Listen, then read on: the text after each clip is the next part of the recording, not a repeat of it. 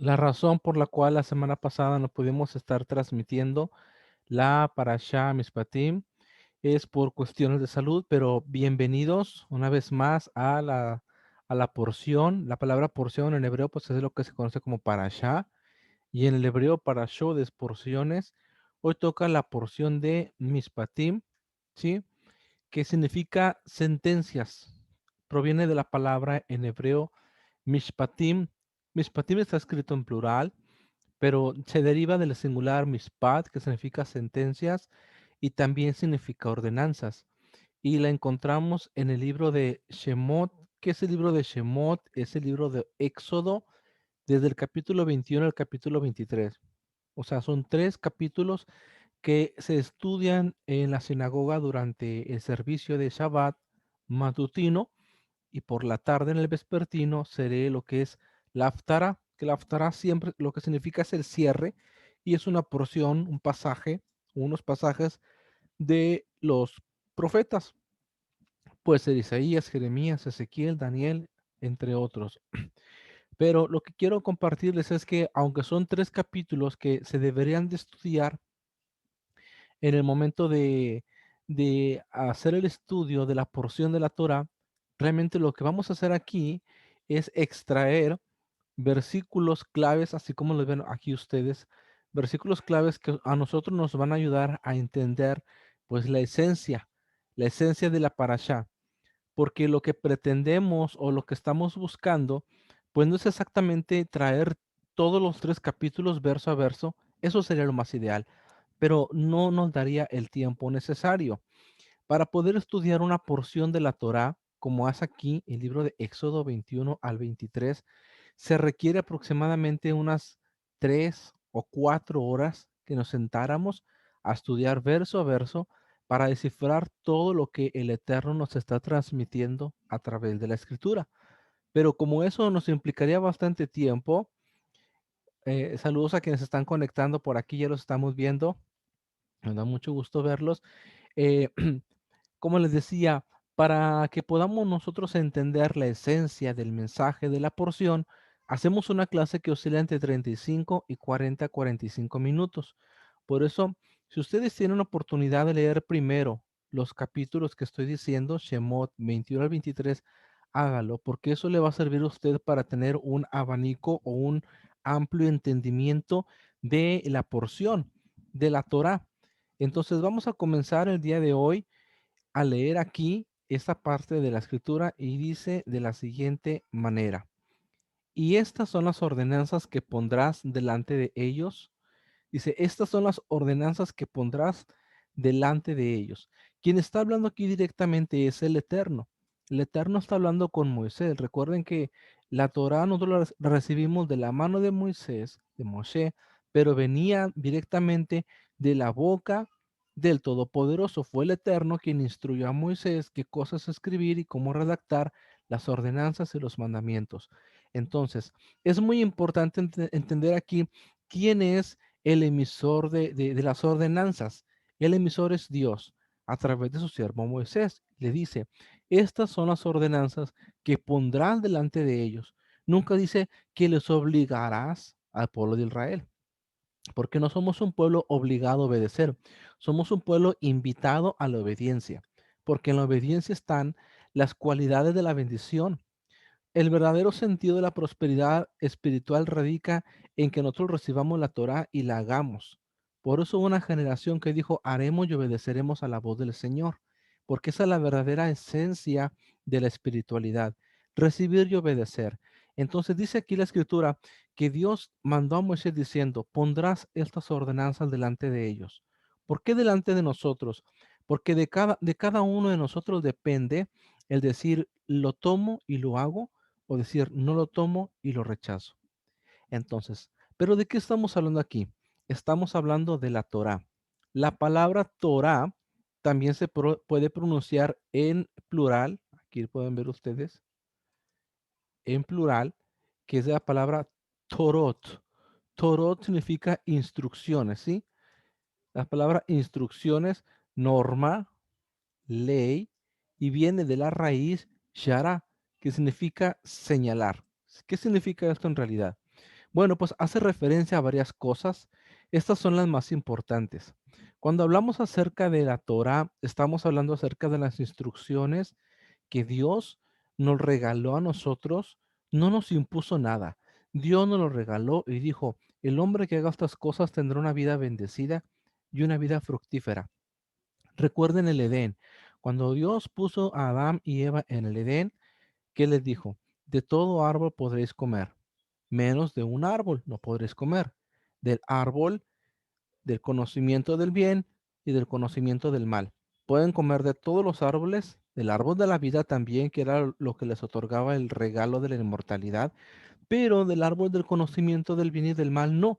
El día que del comas ciertamente morirás. Eso era una Torah, eso es una instrucción, un señalamiento. Así que los mandamientos de Dios son instrucciones y señalamientos para que nosotros no erremos en el camino de la espiritualidad. Si nosotros queremos ser religiosos, podemos ser religiosos, pero si nosotros somos espirituales, entonces tenemos que obedecer la Torah. Shalom hasta el Paraguay que nos están viendo, hermana Alicia Rodríguez, qué gusto que está ahí conectada. Y a los demás hermanos también, gracias por estar ahí conectándose. Si gustan, pueden dejar un mensaje y lo vamos a estar viendo. Perdón, vamos a continuar. Entonces, la palabra Torah es una instrucción. Por ejemplo, en Proverbios 3:1 dice, hijo mío, no te olvides de mi instrucción. Aquí, hijo mío, no te olvides de mi instrucción. ¿Qué dijimos que era la palabra instrucción en el hebreo? Era la palabra Torah. Muy bien. Ahora vamos a ver qué cosas implica también. Vamos a retirar un poco la cámara. Una instrucción es una instrucción específica en cuanto a un asunto específico. Por ejemplo, la instrucción de cada sacrificio, según lo que está escrito en Levítico 6:9. Es muy importante entender una cosa. Aunque la Torah se compone de 613 normativas o mandamientos, es importante que entendamos que estos 613 mandamientos no son obligatorios para todas las personas en el pueblo. La Torah tiene que ser visto como un marco de legalidad constitucional. ¿Qué es un marco de legalidad constitucional? Bueno, nosotros estamos en diferentes países en el mundo. Yo estoy en México. La hermana Alicia que está conectada ahorita es del Paraguay. Hay otras personas que son de Estados Unidos que nos están viendo. Tenemos gente conectada de Colombia también, posiblemente. Tenemos gente que va a ver la porción y va a estar en Argentina o en Venezuela. Cada país lo rige un código de leyes que le conocemos como constitución. Bueno, la Torá, lo que Dios le dio a Moisés en Sinaí, es la constitución del pueblo de Israel.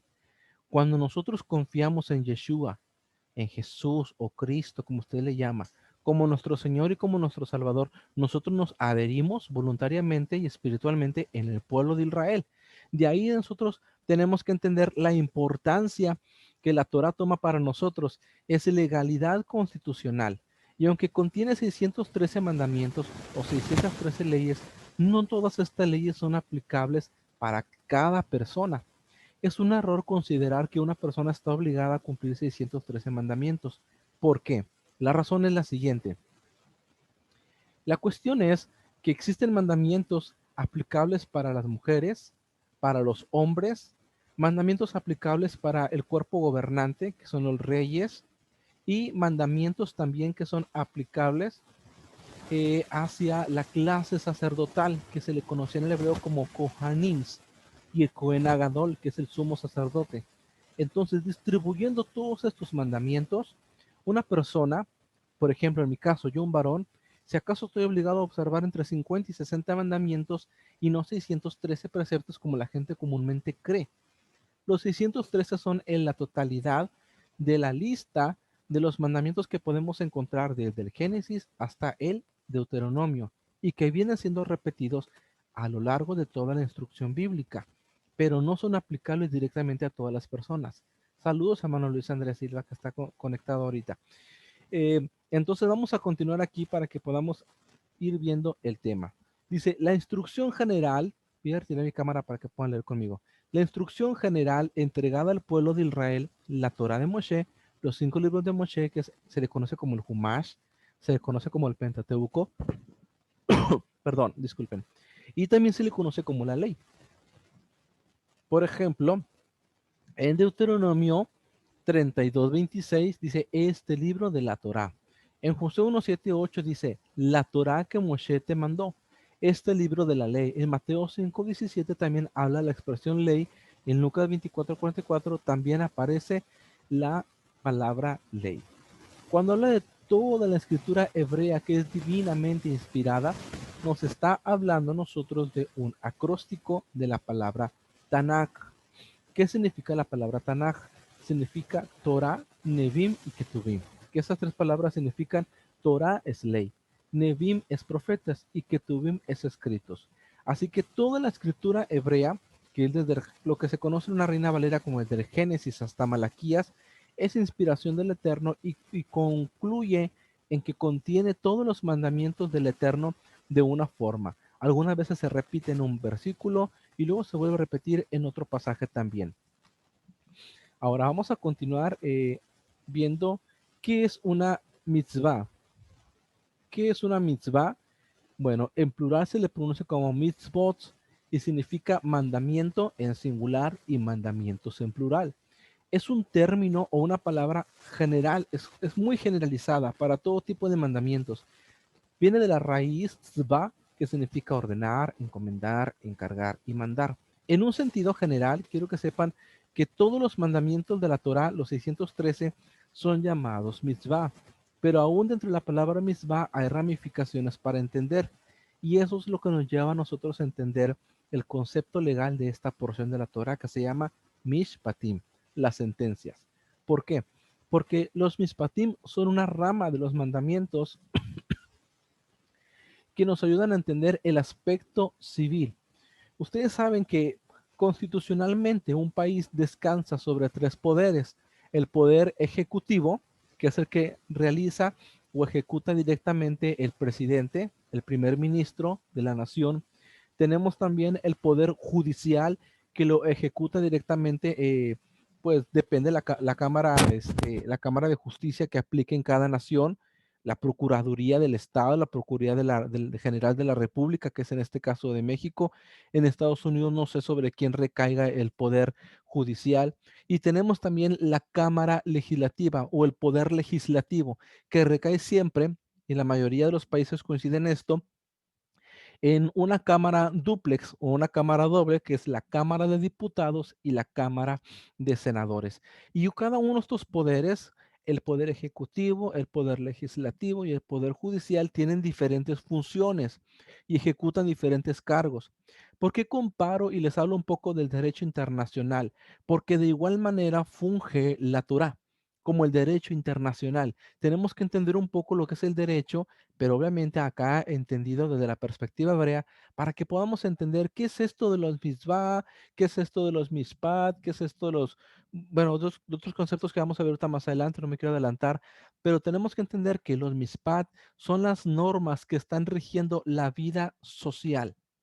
Acuérdense que hay leyes que son aplicadas a la ley comercial, a la ley civil, al derecho mercantil, al derecho penal, al derecho constitucional, entre otros. Los mishpat, que son los mandamientos, se centran directamente en la vida social, cómo se debe desarrollar la vida social dentro del pueblo hebreo. Eso es lo que vamos a ver en esta porción. Miren, la Torá es la instrucción general que fue dada a Moisés. Los mitzvot en general, sin divisiones y sin explicaciones, son todos los 613 mandamientos que hay en la Torá de Moisés. Los mishpatim, que es lo que vamos a ver hoy, o lo que quiero que quede un poco claro hoy, son los mandamientos de carácter social. Esta palabra es muy importante. Carácter social. ¿Qué es el carácter social? El carácter social es cómo nosotros nos desenvolvemos como una sociedad. Es mi trato personal con el trato de mi amigo, de mi vecino, de mi hermano, de mi hermana y del resto de las personas. Es de carácter social que regula todo tipo de relaciones sociales dentro de Israel. ¿Y qué es lo que implica? Vamos a ver, los hukim. ¿Qué son los hukim? Son mandamientos que son difíciles de entender por carecer de una explicación lógica. Son mandamientos que leemos y parece ser que no tienen ningún sentido o que no sabemos por qué razón está ahí esa regulación legal, pero existe. Están también los edot, que son mandamientos acerca de ciertas marcas distintivas para el pueblo de Israel. Por ejemplo, la Mesuzá está escrito en el libro de Devarim. Permítame.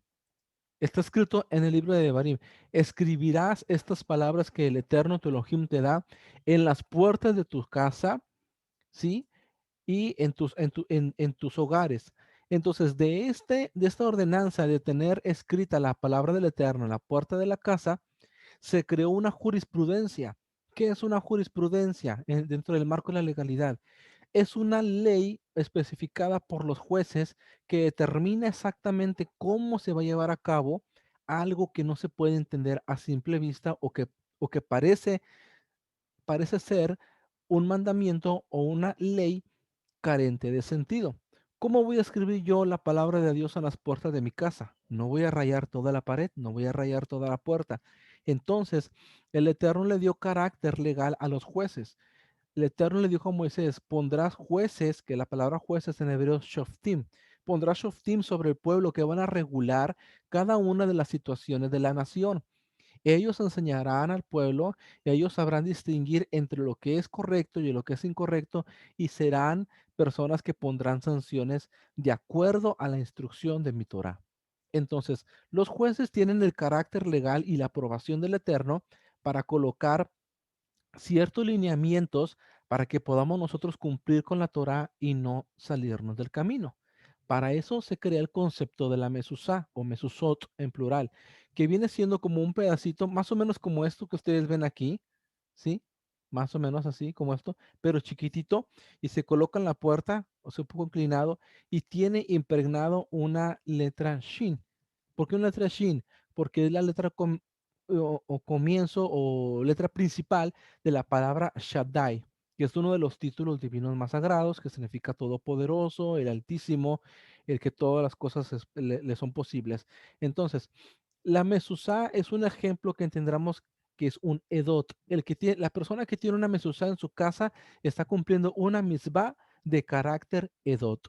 Otro es los tzitzit, los que nos ponemos los varones, o que también que el talit, cuando nos ponemos para orar, para rezar, nos ponemos el talit y trae como unos hilitos colgando. Quien nos ha visto, esos tzitzit están escritos en el libro de Bemidbar, en el libro de Números. Pondrás flecos en los bordes de tus esquinas, pero no dice cómo deben ser los flecos. No dice cómo tienen que hacerse los flecos. La jurisprudencia hebrea establece la forma de hacer los nudos correctos, cada cuántas vueltas debe colocarse para formar un tzitzit en cada uno de los mantos de oración que nosotros utilizamos. Lo mismo para los tefilín. ¿Qué son los tefilín? Son las cajas que se utilizan aquí en la frente y en la mano derecha también para al momento de Shabbat estar haciendo las recitaciones y la lectura de los salmos. Entonces, esto es para que entendamos cómo es que funcionan los hukim y los edot. Ahora, en el texto, en el texto que estamos estudiando encontramos la palabra mishpatim, que son las leyes sociales que rigen la sociedad del pueblo de Israel. Esta porción o esta parashá, si ustedes leen lo que les dije de Shemot, los capítulos al comienzo, eh, si ustedes leen desde el 21 al 23, entonces ustedes van a encontrar eh, 50 mandamientos aproximadamente de la Torá, que son de carácter social, exceptuando algunos pocos. Como por ejemplo, vamos a empezar con los Mishpatim. Si compras un siervo hebreo, te servirá 6 años, pero al séptimo saldrá libre sin pagar nada. El sistema de la esclavitud que nosotros estamos acostumbrados a ver en las películas conforme al pensamiento occidental es completamente diferente al sistema de esclavitud y de servicio dentro del contexto hebreo. Cuando nos habla acerca de la esclavitud, generalmente pensamos en gente maltratada, gente ultrajada, gente que es forzada a trabajar de sol a sol, con poca comida, con pocos descansos, con pocos privilegios o nada de privilegios y muchas cosas más. ¿Por qué? Porque ese es el concepto que realmente en Occidente se maneja acerca de la esclavitud. En el contexto hebreo y en la legalidad del pueblo hebreo, esclavo o un sirviente, un siervo, es una persona que realmente tenía muchos privilegios y que tenía muchas virtudes. Por ejemplo, un siervo tenía derecho a ser bien alimentado, a tener cobijo, a tener techo, a ser provisto por su amo de todas las cosas e incluso en la jurisprudencia hebrea se establecía que el patrón tenía la facultad de otorgarle al siervo o un varón una compañera, una esposa y a la esposa también le cubría las necesidades y a los hijos que tuviera también. Y establecía esta normativa. Trabajará durante 6 años, pero después, cuando venga el año séptimo, que es lo que conocemos en el hebreo como el Shemitah, el año de que se restauran todas las cosas y la tierra no es trabajada, no es labrada, no se siembra nada. En el séptimo año, durante el Shemitah, entonces el siervo podrá irse completamente libre y podrá retirarse. Otro mispatín que dice, el que hiera de muerte a otro, ciertamente morirá. Las leyes sociales dictan sentencias por hechos concretos. Dios ha delegado al hombre la autoridad de ejecutar su ira contra ciertos crímenes que se cometen. ¿Qué quiere decir esto? Lo que nos quiere decir realmente es que Dios en su Torah o en la legalidad de su constitución para su pueblo es permisible la pena de muerte.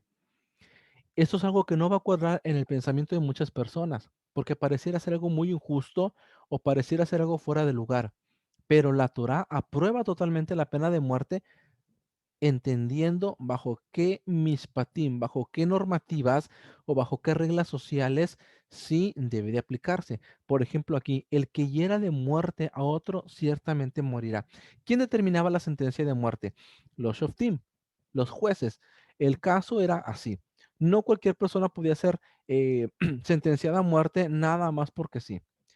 El marco legal de la Torah es, en presencia de dos o tres testigos, resuélvase todo caso delante de los jueces. Tenía que ser la persona llevada a una corte judicial, a un Bet Din, que es una casa de justicia o un tribunal, y en el Bet Din se presentaban los testigos. Los testigos hablaban, había una presentación de pruebas, si iba a haber una defensa de parte del acusado, se escuchaba la defensa, así como usted actualmente ve cómo son las salas de justicia, exactamente para poder llegar a la sentencia de muerte o a la pena de muerte, se pasaba por un proceso judicial. Por eso en el Nuevo Testamento nosotros tenemos casos donde este proceso judicial fue violado. Por ejemplo, cuando la mujer que había cometido pecado con un hombre que no era su esposo, y lo llevaron a Yeshua para que Yeshua sentenciara a muerte a la mujer. Yeshua dijo, ni yo te puedo culpar. Vete en paz y no transgredas mal la Torah. No lo vuelvas a hacer, no peques. ¿Por qué Yeshua le perdonó la vida a esa mujer? Porque el proceso legal que los acusadores estaban haciendo no era el correcto. Tenían que haber testigos oficiales oculares de lo que había ocurrido y si lo habían, tenía que estar presente no solamente la mujer que había cometido el pecado, sino también el hombre. No nada más uno, también los dos. Tercer punto, tenían que estar delante de jueces. Yeshua era rabino, no estaba, no, él no pertenecía al grupo que, que, que, que regía en ese tiempo, en esa jurisprudencia legal, como un shoftim, como un juez. Entonces, todo el proceso de acusación que le trajeron a Yeshua estaba mal elaborado y estaba fuera de la legalidad de la Torah. Por eso Yeshua dice, ni yo te puedo juzgar. Sin embargo, ahora vete y no vuelvas a pecar más. Eso es porque tenemos que entender lo que es la legalidad de los procesos en Israel. Ahora, vamos a ver otro mispatín, por favor, acompáñenme. Dice, el que hiera a su padre o a su madre ciertamente morirá. Wow. El que maldiga a su padre o a su madre ciertamente morirá.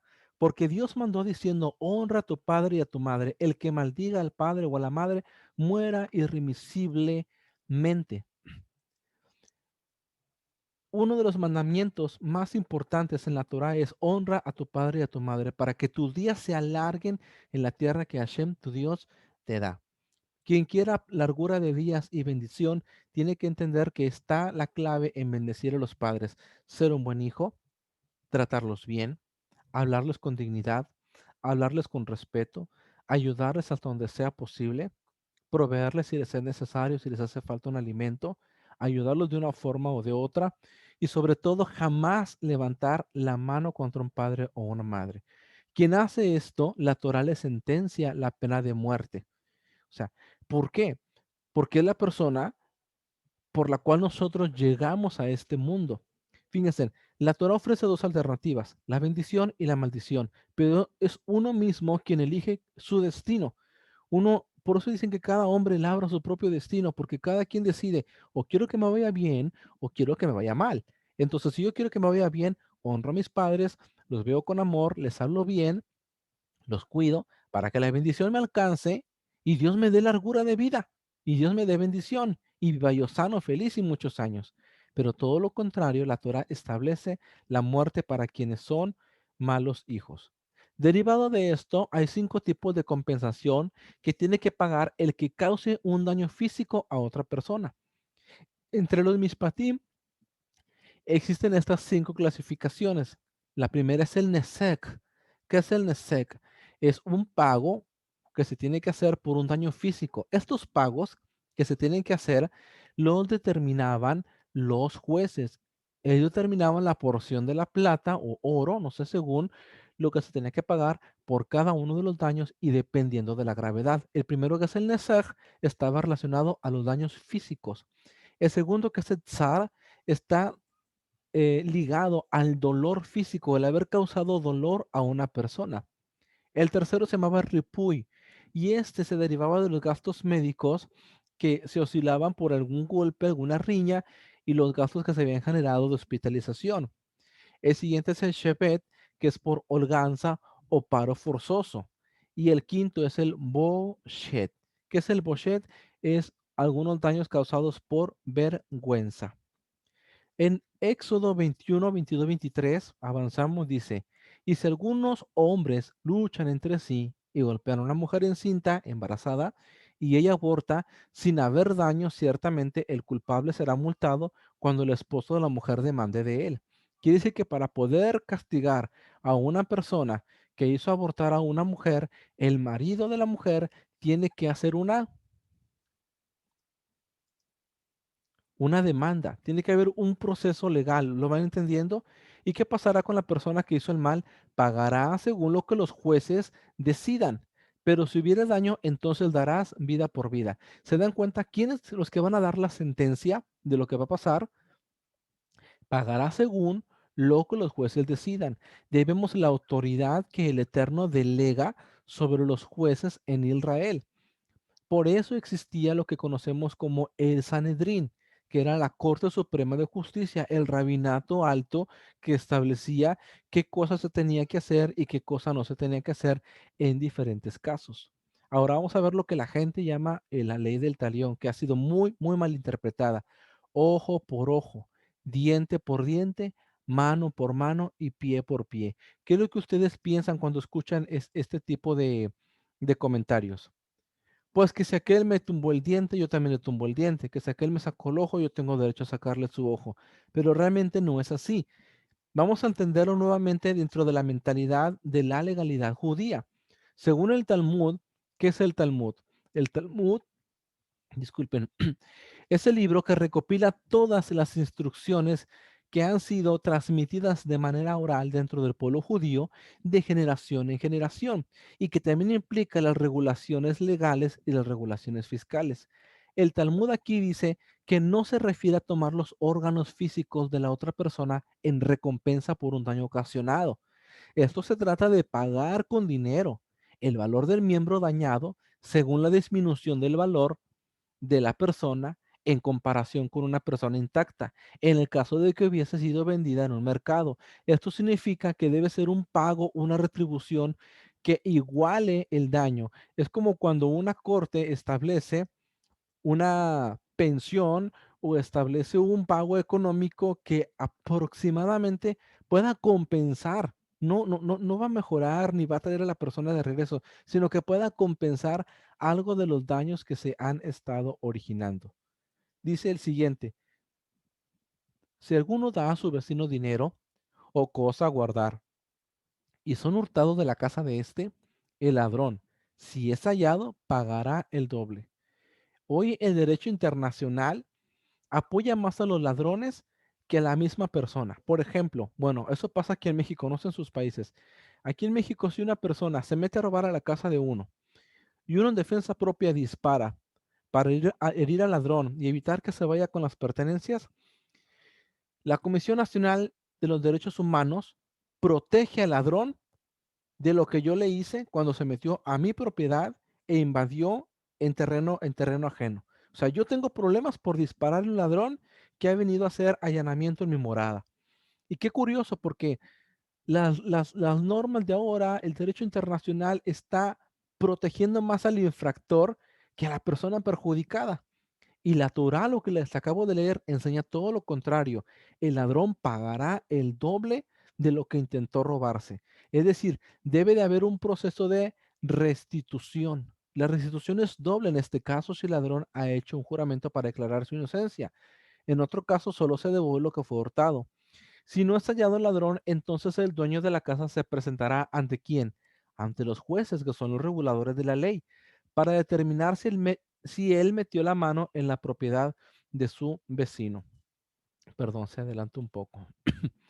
Dice el 22:21 de Éxodo, al extranjero no maltratarás ni oprimirás, porque extranjeros fuisteis vosotros en la tierra de Egipto. Esto aplica ahora en nuestros tiempos para nuestros hermanos que están en un país y que miran que vienen hermanos de otro país, de otro lugar.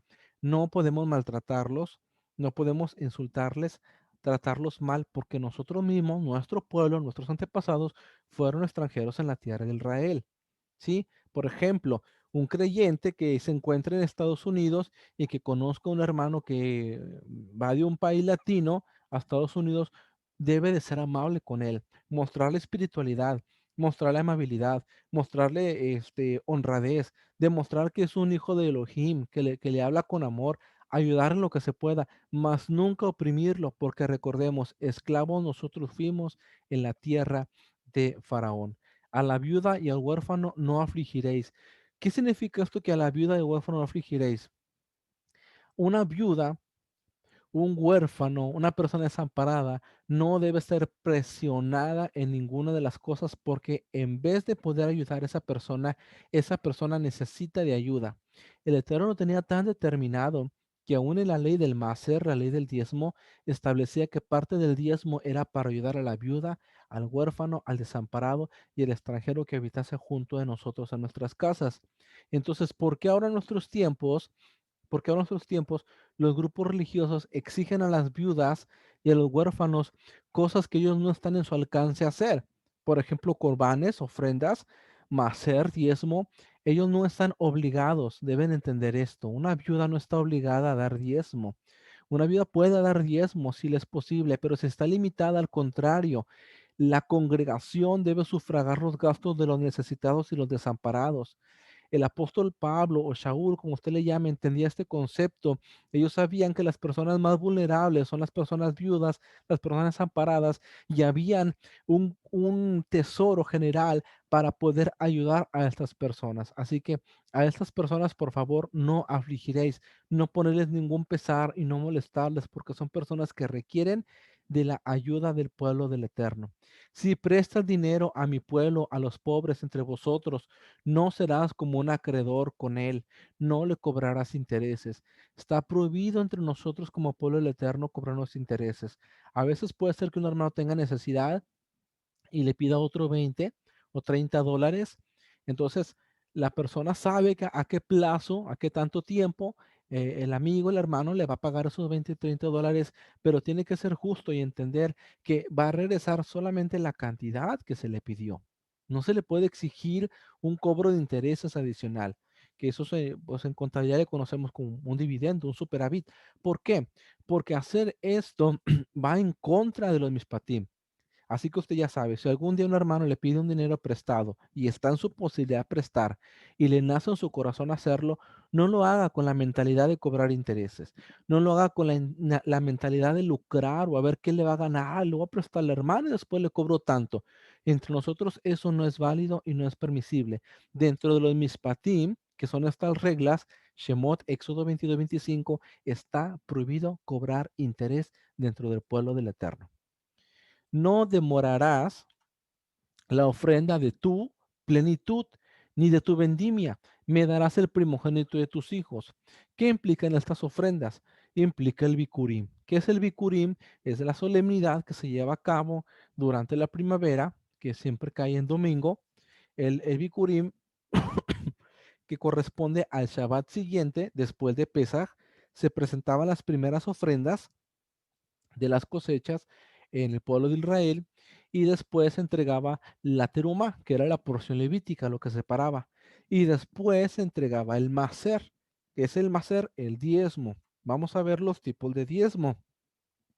Básicamente hay tres tipos de diezmo: maser rishon, maser sheni, maser ani. Significan primer diezmo, segundo diezmo y el diezmo de mí o que traigo yo. El maser rishon era entregado levita. ¿Cuál era la función del Masher Rishon que era entregado a los levitas?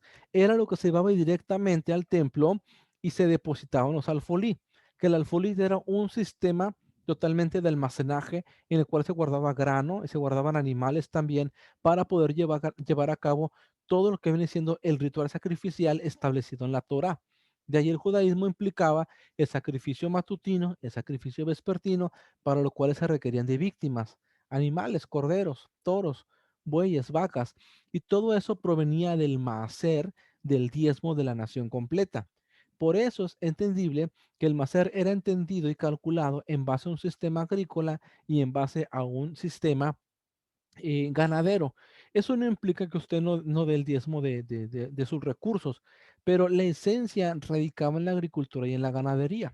El Maser Sheni era llevado a Jerusalén para ser comido en el año 1, en el 2, en el 4, en el 5 y de 7 años. ¿Por qué les hablo de estos años? Porque el Maser se calculaba en un sistema de 6 años. 6 años se entregaba el diezmo y en el séptimo año, que es el que conocemos como el Shemitah, el año del reposo, la tierra no era trabajada. No se entregaba diezmo en ese año porque la tierra estaba en un proceso de reposo, nadie la sembraba, nadie la segaba, era dejada completamente a la deriva, que la hierba creciera sola, lo que pudiera, pues que creciera de ahí de comida, y todo lo que crecía se le regalaba directamente a las personas necesitadas, a las viudas, a los huérfanos, a los desamparados, a los extranjeros. Si ustedes leen el libro de Ruth, ustedes van a ver cómo en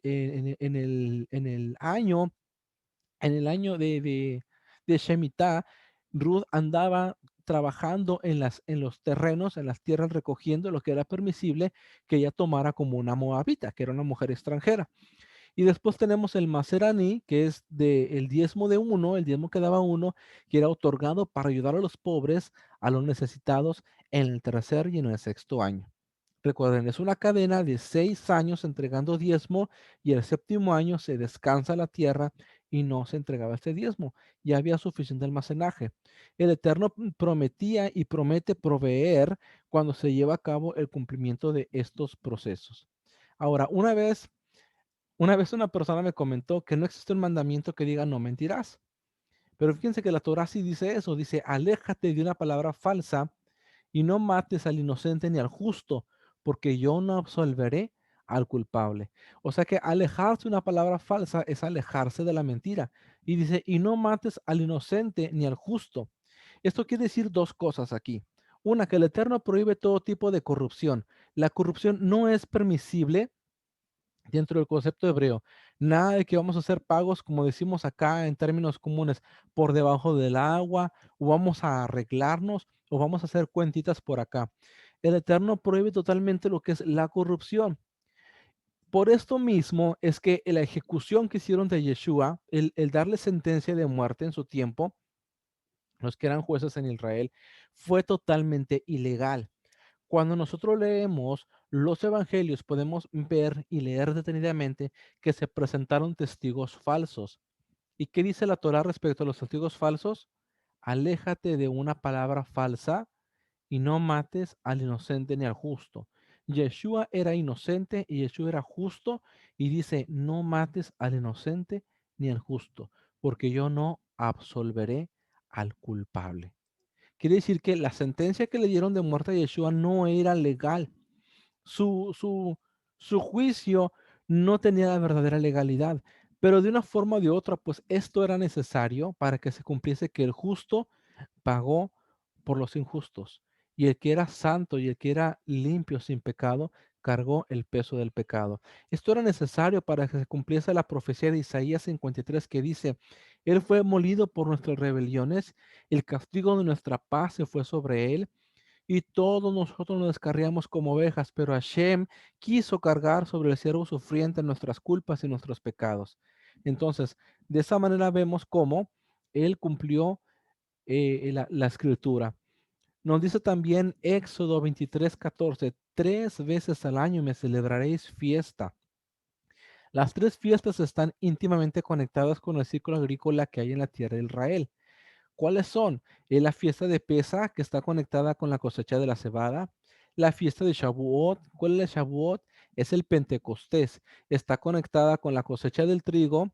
Y la fiesta de los Sukkot, que son los tabernáculos o las cabañas, que está conectada con la recolección de las frutas. Entonces, aquí vemos nosotros, me regreso, el contexto de las tres fiestas, Pesaj, Shavuot y Sukkot. ¿Por qué las tengo seleccionadas así? Porque en Pesaj, hablando de Yeshua, él murió en Pesaj, un 14 de Aviv, dice la escritura en el Evangelio. Se preparaba la comunidad para celebrar la Pascua judía. Aquí, él envió su Espíritu Santo, el Espíritu de Dios, en el Shavuot, en el Pentecostés descendió el Espíritu Santo. Y en Sukkot, que es la siguiente fiesta profética a cumplirse, es el comienzo del reinado del Mesías. Por eso mismo, el siguiente pasaje nos habla acerca de este personaje, cuando el Eterno habla con Moisés y le dice, He aquí, yo enviaré un ángel delante de ti para que te guarde en el camino y te traiga al lugar que yo he preparado. Yo enviaré un ángel delante de ti para que te guarde en el camino y te traiga al lugar que yo he preparado. ¿Quién es este ángel o quién es este ser espiritual que aquí aparece cuidando, dirigiendo y custodiando al pueblo de Israel? Según el Zohar, que el Zohar es el libro de la Kabbalah y de mayor estudio dentro del pensamiento cabalístico, según el Zohar, este ser espiritual se llama Metatrón. La palabra Metatrón en el hebreo quiere decir el príncipe, el que custodia el trono celestial. De Metatrón lo que nos habla el Zohar es que no es ni creado ni formado, sino que es una emanación directa de la presencia del Eterno, un representante que viene a existir y que viene a fluir directamente de la presencia misma de Dios. Por eso se le conoce como Yahweh Catán y Yahweh Gadol. Yahweh Catán se le conoce como el eterno menor o chico, hablando de Metatrón, y el eterno mayor, pues es Hashem, el Padre. Entonces también en el profeta Isaías le conoce como Shar Hapanim, sí, en el hebreo que significa el príncipe de la faz. Y el profeta Isaías lo marca directamente. El príncipe de la faz los condujo por el desierto todo el tiempo que anduvieron peregrinando. Dice, en cuanto a este ser celestial, nos llama la escritura el siguiente mensaje. Sé prudente delante de él y obedece su voz. No sea el rebelde contra él, pues no perdonará vuestra rebelión, porque en él está mi nombre. Ningún ángel común de los que existen en la corte celestial tiene el poder para perdonar o no perdonar pecados. Pero en cuanto a este ser celestial, dice, él no perdonará vuestra rebelión. O sea, tiene un poder más allá de lo que un ángel común puede tener y puede poseer. ¿Por qué? Dice, porque en él está mi nombre. ¿Qué significa que el nombre de Dios, el nombre de Yud, He, Bab, Hei, que son las cuatro letras que implican el nombre sagrado, estén en el personaje que aparece como el ángel del Señor, el ángel del Eterno? Esto implica que es una derivación. ¿Qué es una derivación? Es una emanación que fluye directamente del Padre. Yeshua decía respecto a su naturaleza, yo no soy de este mundo, yo soy de arriba. Y él decía también respecto a su relación con su padre, decía que él había salido del Padre. Miqueas 5:2 nos dice, de ti, Belén Efrata, me saldrá el que será Señor sobre Israel, y sus orígenes son desde los días de la eternidad. O sea que el profeta Miqueas y el resto de las escrituras concuerdan en que el Mesías es un ser eterno que yace o que tiene su causa en el eterno mismo porque es una emanación directa de Dios. Por eso es que el ser que nacería se le llamaría Emmanuel, que traducido es Dios con nosotros. La divinidad suprema y eterna se manifestaría en este mundo en la persona y en la esencia de Yeshua el Mesías. En los libros de Sidurim, que son los Sidurim, son los libros para rezar en la comunidad judía, para la celebración de Rosh Hashanah es el comienzo del año que celebramos aproximadamente en septiembre, octubre. Dice, en los Sidurim, que es cuando leemos en Rosh Hashanah, no me traje mi Sidur para que enseñárselos ahorita, está escrito de Metatrón que él es llamado como Yeshua, porque la palabra Yeshua significa salvación. El nombre de nuestro Mesías se llama Yeshua, que fue traducido después como Jesús. Eso se le puede llamar Jesús, pero si usted quiere llamar de una forma más bíblica, su nombre correcto es Yeshua. Entonces, cuando se lee en Rosh Hashanah, en la comunidad judía cerca de Metatrón, se está invocando la presencia del mismo Yeshua, que es Elohim entre nosotros. Y así básicamente es la parashá del día de hoy, la parashá Mishpatim. Me dio mucho gusto que hayan estado acá conmigo. Gracias, gracias sinceramente por haberme acompañado. Me hacen muy feliz el que hayan estado conmigo todo este tiempo, de verdad. No sé cómo agradecerles el tiempo que han estado participando. Si hay alguna pregunta acerca de los Mishpatim, lean por favor lo que les comentaba las porciones de Éxodo para que ustedes puedan ver algunos Mishpatim y si surge alguna duda, ustedes saben que lo pueden dejar aquí abajo. Este video va a quedar publicado tanto en YouTube como también va a quedar publicado aquí en mi muro y lo vamos a publicar también en la página Estudiantes de la Torah Internacional para nuestros estudiantes que algunos se conectaron y otros van a esperar hasta mañana Shabbat, que están haciendo Cábala Shabbat ahorita. Entonces, pues les deseo lo mejor y todas las dudas, por favor, escríbanlas, no tengan ninguna pena, no tengan vergüenza porque solamente preguntando, solamente argumentando, es como podemos aprender. Si hay alguna opinión completamente distinta a lo que hablamos ahorita acá, en la parasha de ahorita Mishpatim, pueden publicarla también, no hay ninguna ofensa, a mí me encanta escuchar las perspectivas de todos. Jamás me he cerrado a la opinión de los demás, a lo que los demás creen, lo que los demás piensan o lo que los demás logran interpretar, porque por eso somos un pueblo, somos el pueblo de Israel y entendemos las cosas de muchas maneras. Así que estoy abierto a todas las opiniones. Estoy aquí para enseñar, estoy aquí para aprender también. Aprendo de otros maestros también, los cuales agradezco infinitamente sus colaboraciones y lo que me comparten. Y estoy aquí para aprender de ustedes también porque son ustedes que me ayudan a mí a despejar tantas dudas. Agradezco a pastores, amigos, siervos del Eterno que siempre están ahí para apoyarnos. Y bueno, ¿qué les puedo decir? Hemos terminado. Shabbat Shalom a todos ustedes. Bendiciones, les mando un fuerte abrazo. No sé de qué países nos están viendo. Bueno, hace rato estaban conectados del Paraguay. Hay gente aquí también de Río Bravo.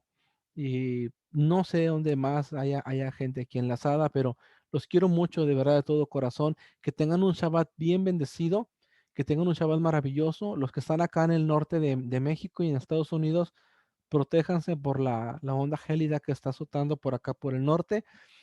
Y bueno, que el Eterno los bendiga y los guarde y nos vemos pronto. Shabbat Shalom para todos.